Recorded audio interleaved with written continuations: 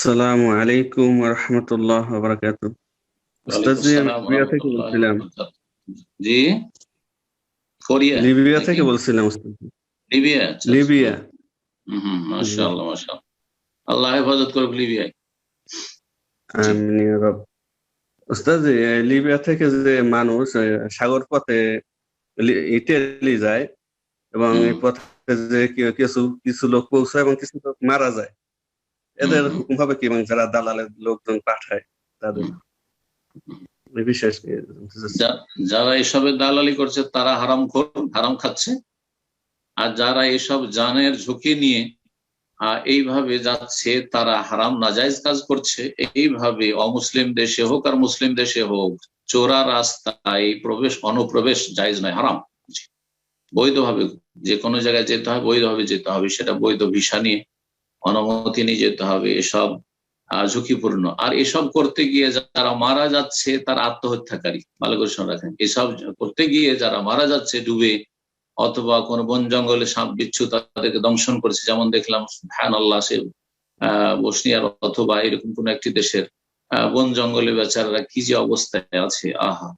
তো এরা নিজেদেরকে ধ্বংস করছে। ওয়ালাতুল কুবিয়াইদিকুম ইলা তাহলুকা, নিজেদেরকে ধ্বংসে তোমরা ঠেলে দিও না, আল্লাহ নিষেধ করেছেন। এবং এই অবস্থায় যদি মারা যায় তো আত্মহত্যা করবে না। জি, এই দুটো রুজির জন্য, পেটের জন্য এত মরিয়া। আরে এর যদি চারানা একটু চেষ্টা করতেন জান্নাত লাভের জন্য, তো জান্নাত সহজ হয়ে যেত। এবং জান্নাতের জন্য যদি দৌড় দিতেন তো রিজিকের রাস্তাও সহজ হয়ে যেত।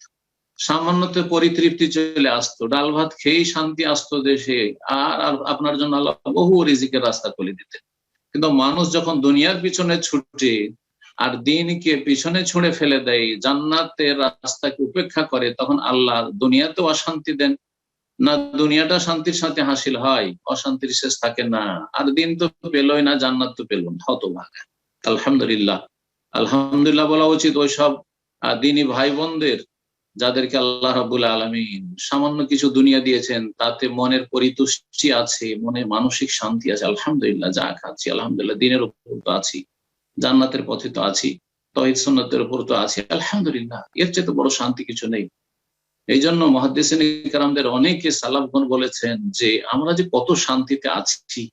আব্দুল্লাহ বিন মুবারক রাহমাতুল্লাহ আলাইহি, যিনি আমিরুল মুমিনিন ফিল হাদিস, বড় মুহাদ্দিস ছিলেন, আল্লাহু আকবার।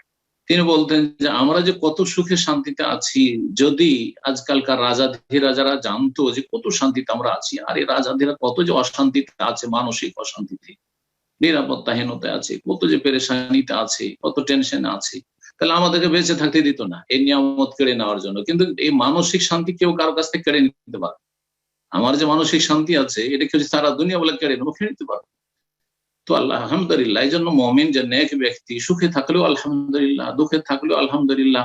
সুখে থাকলে আল্লাহ শুকরিয়া আদায় করে, দুঃখে থাকলে সবর করে, সব অবস্থায় ভালো। এই জন্য হাদিসে বলা হয়েছে ফাকানা খায়রাল্লাহ। তো আল্লাহ রাব্বুল আলামিন যেন মুসলিমদেরকে অল্পতে সন্তুষ্ট হওয়ার তৌফিক দান করেন এবং হালালে যেন বরকত দান করেন, হারামের পথ থেকে বেঁচে থাকার তৌফিক দান করেন। আবার বলছি, অবৈধ উপায়ে মুসলিম দেশে হোক অমুসলিম দেশে হোক এইভাবে অনুপ্রবেশের চেষ্টা করা, আর এই সব ইউরোপের জান্নাতের, এই দাজ্জালের জান্নাতের স্বপ্ন দেখা, এসব অসৎ লোকদের কাজ, কোনো ভালো মানুষের কাজ নাই। আল্লাহ যেন মুসলিমদেরকে এইসব রাস্তা থেকে, যা দুনিয়াতেও ঝুঁকিপূর্ণ এবং আখিরাতের জন্য ঝুঁকিপূর্ণ, আল্লাহ যেন ফিরে আসার তৌফিক দান